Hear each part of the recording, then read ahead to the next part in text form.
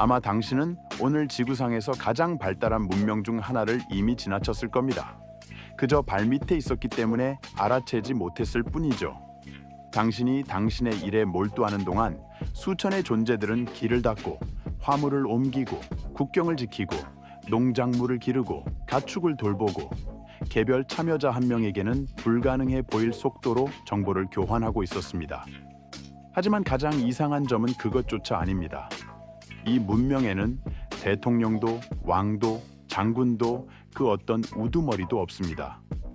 누구도 중심에 앉아 명령을 내리지 않고 누구도 전체적인 큰 그림을 보지 못합니다. 각자는 전체 과업의 아주 작은 부분만을 알지만 수백만 개의 그런 조각들로부터 어찌 된 일인지 전쟁, 재앙, 이주를 이겨낼 수 있는 시스템이 만들어집니다. 바로 개미입니다. 그들 중 일부는 수십만 병력의 군대를 만들고 다른 일부는 다층 건물 크기의 지하 단지를 건설합니다. 사람이 소를 키우는 것과 거의 똑같이 다른 곤충을 사육하는 종이 있는가 하면 수백만 년 동안 자신들만의 농작물을 재배하는 종도 있습니다. 그리고 과학자들이 이 세계를 더 깊이 연구할수록 이상한 느낌이 더 자주 듭니다. 어쩌면 우리가 스스로를 유일한 지적 문명이라고 여기는 데 익숙해진 것은 그것이 사실이기 때문이 아니라 다른 모든 존재들이 너무 작아서 우리가 진지하게 받아들이지 않았기 때문일지도 모릅니다. 개미 한 마리를 따로 떼어놓고 보면 우리 앞에 있는 것이 이 행성의 주요 지배자 중 하나라고 믿기 어렵습니다. 몇 밀리미터 길이에 불과한 작은 곤충은 아무런 힘도 없고 인상적인 크기도 갖추지 못했습니다. 무심코 내디딘 발걸음에 쉽게 밟혀 죽어도 그걸 알아채지 못할 정도입니다. 하지만 자연은 좀처럼 우리의 규칙대로 움직여주지 않습니다. 자연은 승자를 우리가 흔히 생각하는 의미에서 크거나 빠르거나 똑똑하게 만들 의무가 없습니다. 때로는 그저 다른 모든 존재들보다 더 잘 협력하는 법을 배우는 것만으로도 충분합니다. 개미는 공룡 시대에 이미 지구에 나타났습니다. 거대한 파충류들이 행성을 어슬렁거릴 때 개미라는 종의 첫 대표자들은 이미 고대 숲 사이에서 영역을 개척하고 있었습니다. 그들은 공룡의 멸종, 빙하기, 그리고 수많은 기후 변화를 견뎌냈습니다. 오늘날 개미는 습한 열대 정글에서부터 건조한 사막까지, 산비탈에서부터 도시 공원까지 거의 모든 곳에서 만날 수 있습니다. 예외는 놀라울 정도로 적습니다. 과학자들은 14,000종 이상의 개미를 발견했으며 지금도 계속해서 새로운 종이 발견되고 있습니다.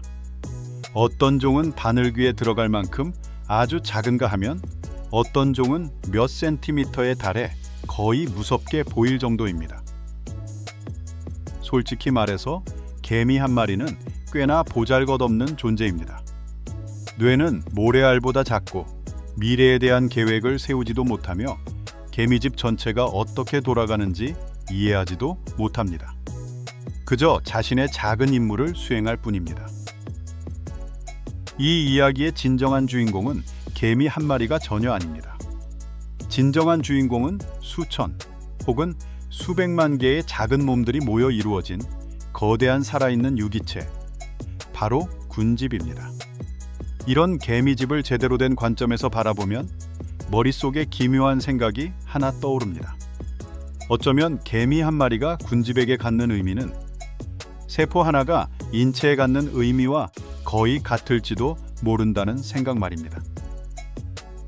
간세포는 심장이 무슨 일을 하는지 모르고 심장세포는 눈이 무엇을 보는지 이해하지 못합니다.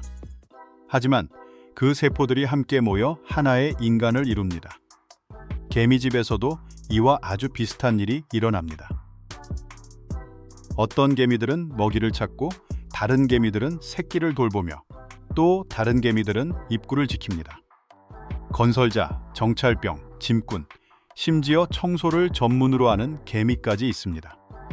각자 위에서의 명령을 기다리지 않고 자신의 일에 몰두합니다.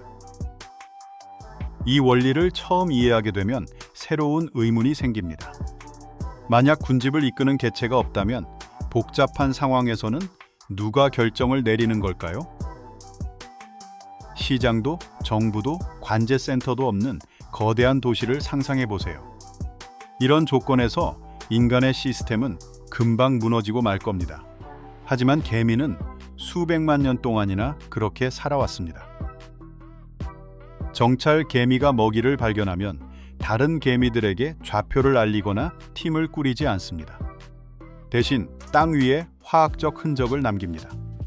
사람의 눈에는 이 길이 보이지 않지만 개미들에게는 이것이 진짜 정보 통로가 됩니다. 만약 발견한 먹이가 가치 있는 것이라면 새로운 일개미들이 이 경로를 따라 움직이기 시작합니다. 각자 이전의 흔적 위에 자신의 흔적을 남기면서 길은 점차 강해지고 개미들의 행렬은 더욱 빽빽해집니다. 옆에서 보면 마치 누군가가 일부러 전체 행렬의 움직임을 지휘하는 것처럼 보일 수 있습니다. 하지만 여기에는 어떠한 의도도 없습니다. 각 개체는 전체 경로도 행렬에 있는 다른 개미의 수도 모른 채 그저 자기 주변의 냄새에 반응할 뿐입니다. 하지만 바로 이 작고 거의 기계적인 반응들이 모여 마치 깊이 생각한 집단적 결정의 결과처럼 보이는 행동이 만들어지는 것입니다. 1989년 4명의 벨기에 생물학자들이 간단한 실험을 하나 진행했습니다. 그들은 아르헨티나 개미집과 먹이통을 2개의 다리로 연결했는데 그중 하나는 다른 하나보다 2배 더 길었습니다. 개미는 시력이 거의 없고 지도를 기억하지도 못하며 누구와 상의하지도 않습니다. 그럼에도 불구하고 불과 몇 분 만에 개미 군체 전체가 짧은 길로 모여들었고 이는 모든 실험에서 100% 동일하게 나타났습니다. 우연히 짧은 길로 들어선 개미들이 더 빨리 돌아와 새로운 페로몬 흔적을 먼저 남길 수 있었던 것입니다. 이러한 불균형은 위에서의 어떤 명령도 없이 저절로 쌓여갔습니다. 이는 실시간으로 최적의 해결책을 선택하는 독특한 방식이라고 할 수 있습니다. 하나의 목표에 도달하는 여러 길이 있을 때 가장 큰 신호나 가장 중요한 개미가 이기는 것이 아니라 실제로 가장 효율적인 경로가 선택되는 것입니다. 그리고 이 과정은 매일, 매 순간 끊임없이 일어납니다. 바로 이 때문에 개미 군체는 주변 환경의 변화에 빠르게 대응할 수 있습니다. 만약 익숙한 길이 막히면 움직임은 점차 다른 경로로 재편됩니다. 먹이 공급원이 사라지면 그에 대한 관심도 저절로 사그라듭니다. 이 시스템은 주변 세계에 맞춰 끊임없이 스스로를 조정합니다. 연구자들이 이 메커니즘을 자세히 연구하기 시작했을 때 이것이 일부 현대 네트워크의 작동 방식과 매우 유사하다는 사실이 밝혀졌습니다. 여기서 해결책은 한 지점에서 탄생하는 것이 아니라 수많은 작은 상호작용의 결과로 여러 장소에서 동시에 나타납니다. 최적의 경로를 찾는 능력은 개미가 가진 능력의 아주 작은 부분에 불과합니다. 개별적으로는 자신들의 사회에 대해 거의 아무것도 모르는 생명체들이 만들어내는 프로젝트가 얼마나 거대한 규모에 이를 수 있는지는 그들이 건축하는 모습을 직접 볼 때 비로소 실감하게 됩니다. 흔히 개미집이라고 하면 흙과 솔잎으로 쌓아 올린 작은 언덕을 떠올리고 실제로 그런 개미집도 있습니다. 하지만 어떤 군체들은 거대한 구조물을 만드는데 그에 비하면 우리가 흔히 보는 숲속의 개미집은 훨씬 더 복잡한 세계로 들어가는 현관문에 불과해 보일 정도입니다. 땅 속에는 다양한 목적을 가진 터널, 통로, 창고, 그리고 방들이 거대한 망처럼 숨겨져 있을 수 있습니다. 어떤 공간은 애벌레를 키우는 데 사용되고 다른 공간은 식량을 저장하는 역할을 하며 특정 작업에만 적합한 조건이 유지되는 구역도 있습니다. 이런 개미집을 잘라서 단면을 보면 동물의 굴이라기보다는 마치 누군가 미리 설계도를 그리고 층별로 공간을 배분한 것처럼 잘 계획된 공학 구조물을 연상시킵니다. 환기구는 위쪽으로 곧게 뻗어 있고 애벌레를 위한 방은 일정한 온도가 유지되는 적절한 깊이에 자리 잡고 있습니다. 건축가는 없었지만 그 건물은 마치 건축가가 있었던 것처럼 작동합니다. 특히 수십 년 동안 존재하는 군체들은 정말 놀랍습니다. 그 시간 동안 수천 세대의 일개미가 교체되지만 구조물 자체는 계속해서 발전합니다. 건설에 참여했던 개미들이 죽고 새로운 개미들이 그 자리를 대신해도 건설은 단 하루도 멈추지 않습니다. 설계도를 물려받지도 교육을 받지도 전체 구조에 대한 설명을 듣지도 않았는데 새로 태어난 개미는 각자 자신이 무엇을 해야 하는지 어떻게 아는 것일까요? 그 해답은 간단하면서도 놀라웠다. 대부분의 행동은 그 종의 생물학적 특성에 그대로 기록되어 있다.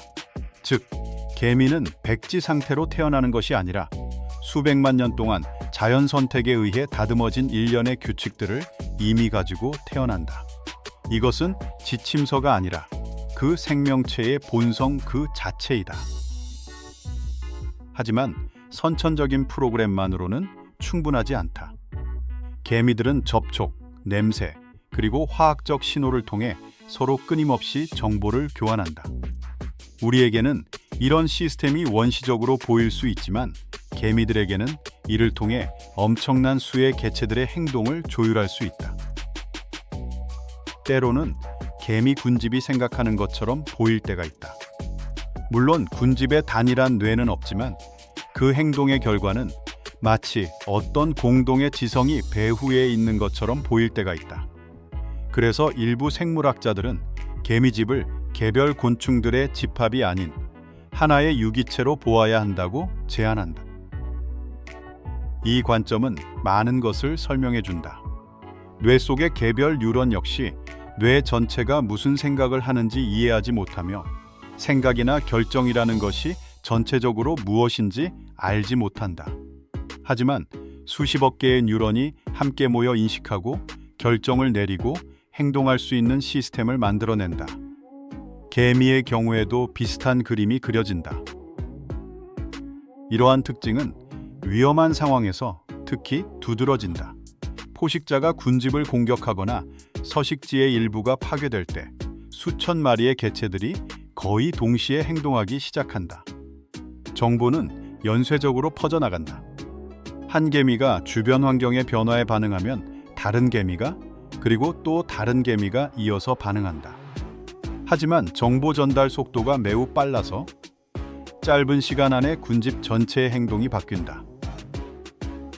이와 비슷한 효과는 경기장에서 관중들이 파도 타기 응원을 할 때 볼 수 있습니다. 어떤 관중도 이 과정을 통제하지 않고 각자 그저 옆 사람의 움직임을 따라할 뿐이지만 함께 모여 수만 명의 사람들을 단 몇 초 만에 휩쓰는 효과를 만들어냅니다. 개미들도 이와 같은 원리로 움직이는데 다만 손을 움직이는 대신 화학 신호를 사용하고 그 반응 속도는 비교할 수 없을 정도로 훨씬 빠릅니다. 산림과 건설은 이 세 개의 중요한 부분을 차지합니다. 그러나 일부 개미종들은 어느 순간부터 발전된 문명의 특징으로 여겨지는 한 걸음을 내디뎠습니다. 바로 주변의 자원을 단순히 채집하는 것을 멈추고 목적을 가지고 직접 생산하기 시작한 것입니다. 게다가 이는 최초의 도시나 국가, 심지어 인류 자체가 등장하기 훨씬 이전에 일어난 일입니다. 약 1000만 년 전 일부 개미종들은 진짜 농사와 매우 흡사한 활동을 시작했습니다. 이들은 주변 환경에서 완성된 먹이를 찾는 데 그치지 않고 먹이가 자랄 수 있는 환경을 만들고 그것을 돌보며 훗날 인간 사회가 그러했듯 수확물에 의존하며 살았습니다. 이는 입군개미가 키우는 버섯 정원에 관한 이야기입니다. 이들의 행렬을 옆에서 보면 곤충들이 자신들이 먹기 위해 나뭇잎을 모으는 것처럼 보일 수 있습니다. 하지만 사실 이 나뭇잎 대부분은 그들의 먹이로 적합하지조차 않습니다. 일개미들은 나뭇잎을 조각조각 정교하게 잘라 땅속 깊은 곳으로 옮깁니다. 그곳에서 식물 덩어리는 잘게 씹히고 으깨져 특별한 종류의 버섯을 키우기 위한 영양 기반으로 변합니다. 바로 그 버섯이 군체 전체의 주된 먹이원이 됩니다. 개미들은 사실상 거대한 지하 농장을 운영하는 셈입니다. 농장의 상태를 살피고 감염된 부분을 청소하며 버섯이 자라는 데 필요한 조건을 유지합니다. 만약 균사체에 위험한 곰팡이가 생기면 일개미들은 마치 질병이 발생했을 때 의사처럼 맞서 싸우기 시작합니다. 일부 종은 심지어 해로운 미생물을 억제하는 데 도움이 되는 특별한 박테리아를 이용하기도 합니다. 어린 입군개미 여왕개미가 새로운 군체를 만들기 위해 원래의 개미집을 떠날 때 입속의 특별한 주머니에 작은 균사체 조각을 숨겨 가져갑니다. 바로 이 조각에서 새로운 보금자리의 첫 번째 농장이 자라나게 됩니다. 버섯과 개미는 오래전부터 서로에게서 떨어질 수 없는 사이가 되었습니다. 균사체는 포자로 번식할 줄 모르며 개미 없이는 존재할 수 없고 입군개미 자신들도 자신들의 농장 없이는 죽을 수밖에 없습니다. 땅속에서는 작물 재배, 수확물 보호, 그리고 경작지 상태의 지속적인 관리가 이루어지는 완전한 농업단지가 운영되고 있습니다. 그리고 이 단지는 인류 최초의 밭이 생기기 수백만 년 전에 나타났습니다. 이런 사실을 처음 알게 되면 자신도 모르게 원시적이라는 말을 쓰기 조심스러워집니다. 단순한 곤충에 대한 기존의 생각들이 말 그대로 눈앞에서 산산조각 나기 시작합니다.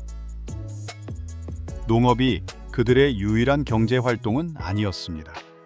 어떤 개미들은 다른 길을 택하여 놀라울 정도로 축산업을 닮은 관계를 구축했습니다. 아마 많은 분들이 식물 줄기에 붙어 있는 작은 진딧물을 보신 적이 있을 겁니다. 보통은 이들을 그저 해충으로 여기지만 일부 개미종에게 진딧물은 매우 귀중한 자원입니다. 진딧물은 영양이 풍부한 단물을 분비하는데 개미들은 이것을 먹이로 삼기 위해 정기적으로 채집합니다. 하지만 둘의 관계는 단순한 채집에 그치지 않습니다. 개미들은 수많은 포식자로부터 진딧물을 보호하고 식물을 순찰하며 위험한 곤충들을 쫓아내고 자신들만의 독특한 가축 떼를 지킵니다. 연구자들은 기존 식물이 죽기 시작하면 개미들이 진딧물을 새로운 식물로 옮기는 경우를 관찰했습니다. 옆에서 보면 거의 믿기 힘든 광경입니다. 한 곤충이 다른 곤충을 앞으로 살아갈 더 나은 장소로 옮겨주는 것이니까요. 물론 인간의 목축업과 완전히 똑같이 비유할 수는 없습니다. 하지만 그 유사성이 너무나 뚜렷해서 많은 사람들이 곤충의 세계 안에 이러한 관계가 있다는 사실을 알게 되면 진심으로 놀라곤 합니다. 개미의 삶을 자세히 들여다볼수록 한 가지 사실이 더욱 눈에 띄게 됩니다. 바로 인간의 독창성이 낳은 최고의 산물처럼 보이는 많은 해결책들을 자연은 인간이 나타나기 훨씬 전부터 시험해 왔다는 점입니다. 하지만 이 세계에는 또 다른 이면이 있는데 이는 아마도 개미가 조용하고 무해한 생물이라는 마지막 고정관념마저 깨뜨릴 것입니다. 그것은 바로 전쟁입니다. 진짜 전쟁, 잔혹하고 때로는 너무나 거대해서 그에 비하면 곤충의 삶에 대한 많은 기존의 관념들이 너무 순진하게 보이기 시작할 정도의 전쟁 말입니다. 많은 사람들은 전쟁을 국가, 군대, 국경, 영토 점령과 같이 오직 인간에게만 관련된 현상으로 여깁니다. 그러나 개미들 사이에서는 이와 유사한 충돌이 이미 수천만 년 동안 존재해 왔으며 때때로 그 규모는 상상을 초월하는 수준에 이릅니다. 두 개의 큰 군집이 같은 영토나 먹이 공급원을 두고 경쟁할 때 충돌은 몇 주 동안 계속될 수 있습니다. 수천 마리의 개미들이 서로를 향해 나아가고 적의 전선이 마주치면 각 진영이 상대를 몰아내려는 전투가 시작됩니다. 개별 개미에게 이러한 전투는 끊임없는 격투의 연속처럼 보입니다. 누군가는 상대를 붙잡고 누군가는 큰 턱으로 공격하며 누군가는 방어나 공격을 위해 화학 물질을 사용합니다. 최전선의 혼돈은 높은 곳에서 보이는 질서와는 거리가 멉니다. 그럼에도 불구하고 수천 마리 참가자들의 행동이 어떻게든 조직적인 행동으로 이어집니다. 전선의 일부는 강화되고 다른 일부는 후퇴하며 군집은 마치 상황을 하나로 이해하는 것처럼 끊임없이 반응합니다. 알려진 모든 종 중에서 중앙아메리카와 남아메리카 열대지방의 유랑 개미인 애시톤 버첼리는 특별한 주목을 받을 만합니다. 이동 중에 이들의 행렬은 최대 20만 마리에 달할 수 있으며 전선의 폭은 200m에 이릅니다. 길에 있는 모든 살아있는 것들, 즉 곤충, 거미, 작은 도마뱀 등은 거의 살아남지 못합니다. 이 규모를 개미 자체의 크기로 환산해보면 200m의 전선은 수백 킬로미터 폭의 전선으로 움직이는 군대와 맞먹을 것입니다. 그리고 그 뒤에는 어떠한 사령부도 없습니다. 이보다 더 특이한 형태의 대립도 존재합니다. 일부 개미종들은 이웃 군집을 실제로 습격하는데 그 목적이 항상 적을 섬멸하거나 영토를 차지하는 것만은 아닙니다. 때로는 다른 종의 애벌레와 번데기가 전리품이 되기도 합니다. 공격자들은 그것들을 자신의 개미집으로 가져가고 그곳에서 어린 개체들은 낯선 군집 속에서 태어나게 됩니다. 가장 놀라운 점은 그렇게 잡혀온 개미들이 종종 새로운 주인을 위해 일하기 시작한다는 것입니다. 그들은 자신의 출신을 전혀 알지 못한 채 집을 짓고 먹이를 구하며 일상적인 업무를 수행합니다. 생물학자들이 이러한 행동을 처음으로 상세히 기술했을 때 많은 이들이 이를 노예제도에 비유했습니다. 물론 이것은 비유일 뿐이지만 곤충 사이에서 이토록 복잡한 전략이 존재한다는 사실 자체가 오랫동안 논쟁과 의문을 불러일으켰습니다. 이러한 배경에서 한 가지 의문이 생깁니다. 만약 개미가 도시를 건설하고 식량을 재배하며 일종의 가축을 기르고 전쟁까지 벌일 수 있다면 왜 우리는 여전히 그들을 오직 본능에 따라 행동하는 존재로만 여기는 것일까요?